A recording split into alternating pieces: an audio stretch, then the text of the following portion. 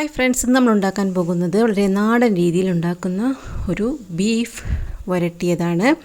ഇത് ഏറ്റവും നാടനായിട്ടുള്ള ഒരു റെസിപ്പിയാണ്, വളരെ രുചികരമായിട്ടുള്ള റെസിപ്പിയാണ്. പിന്നെ നമുക്കിത് വരട്ടി കഴിഞ്ഞിട്ടുണ്ടെങ്കിൽ നമുക്ക് കുറേ നാൾ ഫ്രിഡ്ജിൽ സൂക്ഷിച്ച് കുറച്ചെടുത്ത് ഉപയോഗിക്കാവുന്ന റെസിപ്പിയാണ്. അപ്പോൾ അതിന് നമ്മൾ ആദ്യം ചെയ്യേണ്ടത്, നമുക്ക് മുളക് പൊടി, മല്ലിപ്പൊടി, മഞ്ഞൾപ്പൊടി ഒന്ന് വറുത്തെടുക്കണം. എന്നാലാണ് ശരിക്കും ആ മുളക് പൊടിയുടെ മല്ലിപ്പൊടിയുടെ ഒക്കെ നല്ല ഫ്ലേവർ വന്നിട്ട് നമ്മുടെ ബീഫ് വരട്ടിയത് നല്ല ടേസ്റ്റ് ആവുള്ളൂ. അപ്പോൾ ഞാനിവിടെ 4 ടേബിൾ സ്പൂൺ മുളക് പൊടിയും 4 ടേബിൾ സ്പൂൺ മല്ലിപ്പൊടിയും 1 ടീസ്പൂൺ മഞ്ഞൾപ്പൊടി എടുത്തിട്ടുണ്ട്. ഞാൻ 1.25 കിലോ ബീഫാണ് എടുത്തിരിക്കുന്നത്. ഇത് നമ്മൾ ഒന്ന് കളറ് മാറുന്നത് വരെ നന്നായിട്ട് ഇളക്കി കൊടുക്കണം.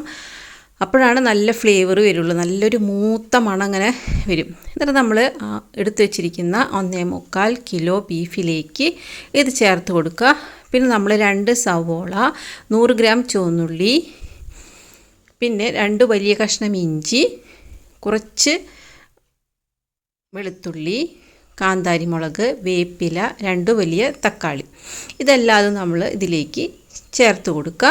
ഇനിയിപ്പോൾ ചുവന്നുള്ളി മാത്രം എടുക്കാൻ പറ്റുന്നവരാണെങ്കിൽ സവോള ഒഴിവാക്കിയിട്ട് നമുക്ക് ഒരു 100 ഗ്രാം കൂടി ചുവന്നുള്ളി ചേർത്ത് മിക്സ് ചെയ്യാവുന്നതാണ്. അല്ലെങ്കിൽ നമുക്ക് സവോളയും ചുവന്നുള്ളിയും കൂടി മിക്സ് ചെയ്യുക. പിന്നെ നമ്മൾ 2 ടീസ്പൂൺ ഉപ്പ് ചേർത്തിട്ടുണ്ട്, പിന്നെ നോക്കിയിട്ട് വേണമെങ്കിൽ ചേർക്കാം.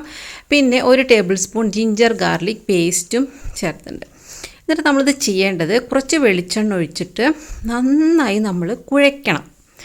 ഈ കുഴയ്ക്കലാണ് ഈ ബീഫ് വരട്ടിയതിൻ്റെ രുചി ഇരിക്കുന്നത്. കാരണം നമ്മൾ കയ്യിൻ്റെ ചൂട് വെച്ചിട്ട് നമ്മളിത് കുഴയ്ക്കുമ്പോൾ ബീഫിലേക്ക് ഈ പൊടികളും പിന്നെ നമ്മൾ ചേർത്തുള്ള ഉള്ളി, ഇഞ്ചി എല്ലാതും ആ ബീഫിലേക്ക് ഇങ്ങനെ ചെറുതായിട്ട് ഇറങ്ങും. അതിന് വേണ്ടി നമ്മൾ 2 മിനിറ്റോളം നമ്മളൊന്ന് കുഴയ്ക്കണം. അപ്പോൾ ഞാൻ 2 കൈ വെച്ചിട്ട് കുഴച്ചു, കാരണം കുറച്ചധികം ഉണ്ടല്ലോ ബീഫ്, അപ്പോൾ എനിക്ക് 1 കൈ കൊണ്ട് പറ്റുന്നില്ല. അപ്പോൾ ഞാൻ 2 കൈ വെച്ചിട്ട് നന്നായി കുഴച്ച് നമുക്കിങ്ങനെ മനസ്സിലാവും ബീഫ് തന്നെ ഒന്നിങ്ങനെ നല്ല സോഫ്റ്റായ പോലെ നമുക്കിങ്ങനെ തോന്നും. അതുവരെ നമ്മൾ കുഴയ്ക്കുക. അതിന് ശേഷം നമ്മളൊരു 15 മിനിറ്റ് നേരം അതുപോലെ വയ്ക്കുക. എന്നിട്ട് നമ്മൾ കുക്കറിൽ വേവിക്കുന്നുണ്ട്, കുക്കറിൽ വേവിക്കുക, പെട്ടെന്ന് വെന്ത് കിട്ടും. അല്ലെങ്കിൽ നമ്മൾ വെള്ളം ഒഴിച്ച് സാധാരണ വേവിക്കുന്ന പോലെ വേണമെങ്കിൽ വേവിക്കാം. അപ്പോൾ കുക്കറിൽ 1 വിസിലും കുറഞ്ഞ തീയിൽ 10 മിനിറ്റാണ് ഞാൻ വേവിച്ചത്. അപ്പോൾ ശരിക്ക് പാകത്തിന് വെന്തിട്ടുണ്ടായിരുന്നു. പക്ഷേ ബീഫിൻ്റെ വേവ് എന്ന് പറഞ്ഞിട്ടുണ്ടെങ്കിൽ പല തരത്തിലാവട്ടെ. നമുക്ക് ചിലപ്പോൾ ഒരു 8 മിനിറ്റൊക്കെ കഴിഞ്ഞിട്ട് നോക്കിയതിന് ശേഷം പിന്നെ വേണമെങ്കിൽ ഒന്നുകൂടി വേവിക്കുന്നതായിരിക്കും നല്ലത്. ചിലത് പെട്ടെന്ന് വേവും, ചിലത് കുറച്ച് താമസിക്കും.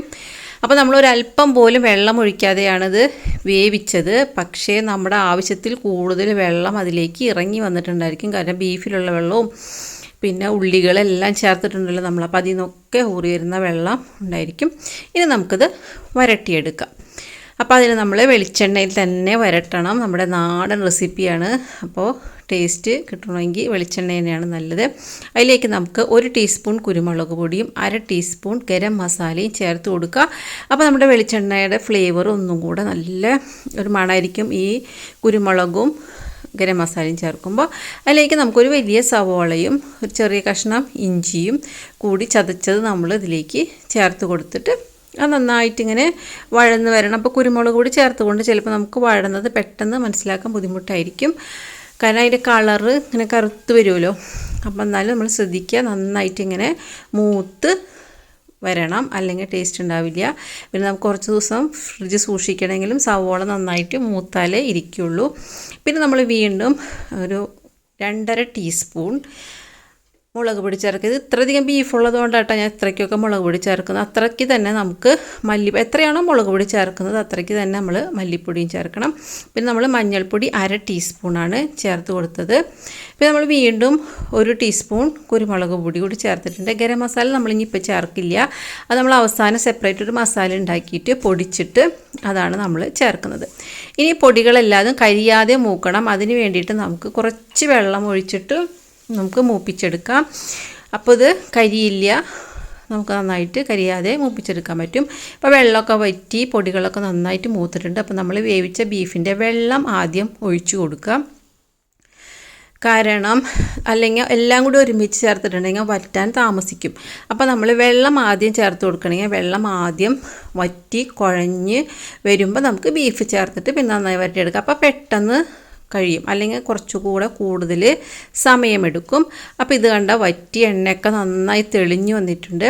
അപ്പോൾ നമുക്ക് ബീഫ് ചേർത്ത് കൊടുത്തിട്ട് നമുക്ക് എത്ര പാകത്തിനാണ് വരട്ടിയെടുക്കേണ്ടത്, നല്ല ഡ്രൈ ആക്കണമെങ്കിൽ ഡ്രൈ ആക്കാം, അല്ലെങ്കിൽ കുഴഞ്ഞ പാകമാണെങ്കിൽ അങ്ങനെ ഏത് പാകമാണോ വേണ്ടത് ആ പാകത്തിൽ നമുക്കിത് വറ്റിച്ചെടുക്കാം. ഇടയ്ക്കിടയ്ക്ക് ഇളക്കി കൊടുക്കണം.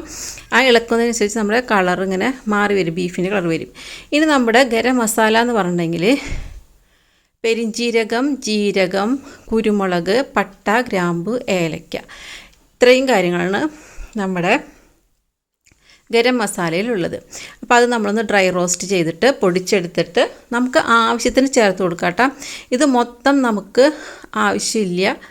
അപ്പോൾ നമ്മൾ ഫ്ലേവർ നോക്കിയിട്ട് ചേർക്കുക. ഞാനിപ്പോൾ ഏകദേശം ഒരു ടീസ്പൂൺ നിറച്ചും അതാണ് ഞാനിതിൽ ചേർത്ത് കൊടുത്തിരിക്കുന്നത്. അതിൽ കൂടുതൽ നിങ്ങൾക്ക് വേണമെങ്കിൽ ചേർക്കാം.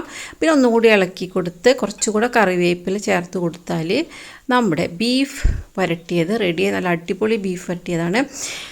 അപ്പോൾ നിങ്ങളെല്ലാവരും ട്രൈ ചെയ്ത് നോക്കുക, നല്ല ടേസ്റ്റാണ്. അപ്പോൾ ഈ പെരുന്നാളിനൊക്കെ നിങ്ങൾക്ക് നോമ്പ് തുറയ്ക്ക് ഉണ്ടാകുമ്പോഴൊക്കെ നിങ്ങൾക്ക് ട്രൈ ചെയ്യാവുന്നതാണ്. നല്ല റെസിപ്പിയാണ്.